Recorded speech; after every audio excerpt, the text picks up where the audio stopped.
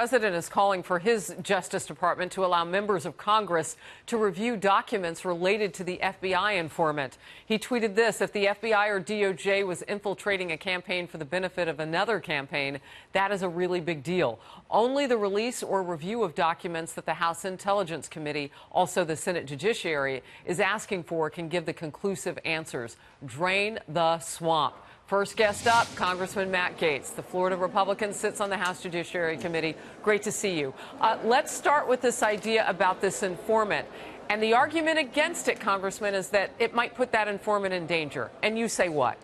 Well, this is a particular individual who has been reported on to be involved in intelligence activities with campaigns dating back to the 80s. And so it's not as if this is particularly news regarding the affiliation of this individual. I will say, Harris, the White House is not yet fully informed regarding the extent to which intelligence was collected on the Trump campaign. There is additional information that House investigators have collected, and we need to make sure that the White House gets appropriately informed about that, because it will not be enough to have Rod Rosenstein and others at the Department of Justice investigate themselves. We got enough investigations where the Justice Department is investigating themselves. More than almost anything we've discussed in the past, this is a basis to appoint a second special counsel, someone who is independent, and we need the president to declassify the information immediately regarding this intelligence collection on the Trump campaign so that we can talk about it with you. So, Congressman, Representative Jim Jordan said that he had written a letter directly, he and others had written a letter directly to the president about declassifying information, making it less redacted. Where are we on that? Well, we need the president to immediately do that. I don't know that he's given a direction. I don't know that we've received a response yet, other than the tweet, which kind of in and of itself weaves a difficult catch-22. He says in the tweet he wants the Department of Justice to investigate the FBI and the Department of Justice. Again, that has not proven fruitful. We're in like Groundhog Day with Justice, where we request documents. Wow. They give us too many redactions. You know, then we have to fight with them back and forth. We need the president to immediately declassify this information so we can talk about it with the American people. So you are in Groundhog Day with the DOJ. That will be a line of this Monday, no doubt. So what would you like for the DOJ to do at this point in terms of, if they don't do this, what's the alternative? What's a plan B? Well, of course, I would like Jeff Sessions to step up and renounce his recusal and take control of this investigation. Yes, I have, and he has said he's totally unwilling to do that. It's like, you know, over the Department of Justice, he's got Stockholm syndrome. He's become sympathetic with his captors over there in the deep state, and so that would be one thing. Or maybe it's because he's recused himself. Well, yeah, but that's the recusal itself is the problem. There's no legal or factual basis for that recusal to exist. And the consequence of that recusal is that Rod Rosenstein, the very individual who is signing renewals of the FISA warrants, now has the ability to send this latest allegation off to investigation land and then use that as a basis to not produce documents to Congress, because he can say it's the subject of an ongoing investigation. Wow. So we need to get out of this cycle, declassify the documents, and expose the deep state for what they have done, in particular their intelligence collection on President Trump's campaign.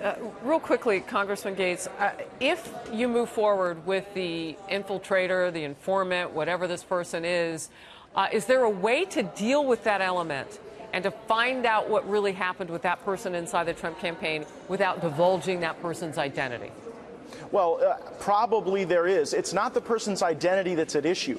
The issue is, why was intelligence being collected? But Democrats say if you put it out there, it'll endanger that person. So the identity does come into play. Yeah, but this isn't about, you know, look, there are ways we can protect specific identities, but let's keep in mind, I don't think people here were being used, like, unwittingly. I think this was a coordinated scheme to collect intelligence on the president's campaign. But look, there are ways we can still protect sources and methods. We've got to figure out why the intelligence was used. What did it manifest into? Was the Trump-Russia investigation in any way influenced by illegal surveillance on a political campaign? Those are the questions we have to answer, and they bear no relationship to the specific identity of the informant. I want to move on here. I would just say this last word. The American people are looking at this and maybe wondering, Republicans, both the DOJ and Republicans in the House Intel, it gets confusing. Why can't they work it out? Let's move on.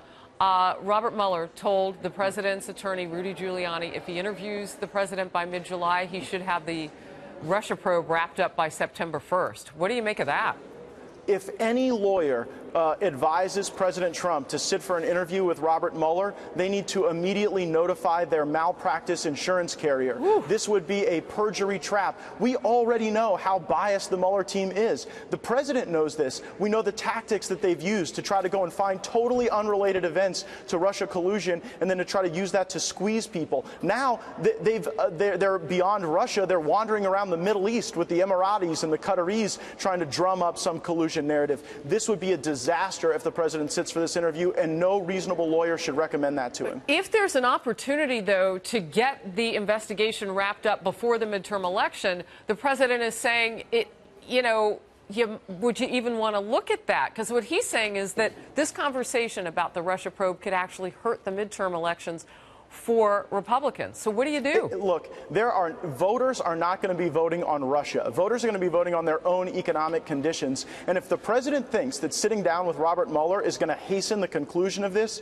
then that would be a terrible miscalculation. If he sits with Robert Mueller, that will extend the investigation. Yeah, right. No one is saying that. Yeah, you were just posturing it as a potential to wrap up the investigation. My point is it won't. It will extend the investigation. It will launch it into a variety of unrelated activities that have nothing to do with foreign interference in the election. Again, you see the Mueller probe now having to go and investigate these things that have nothing to do with Russia at all to try to drum up collusion narratives. And so we've got to wrap this up, I think, in Congress and at the Justice Department. The president should not sit for that interview. It's an interesting point that you make, Congressman Gaetz, because we have seen such a broad look afar afield from collusion potentially by the Mueller investigative team. Great to see you today. Thank you. You've given us a lot to talk about. Thank you.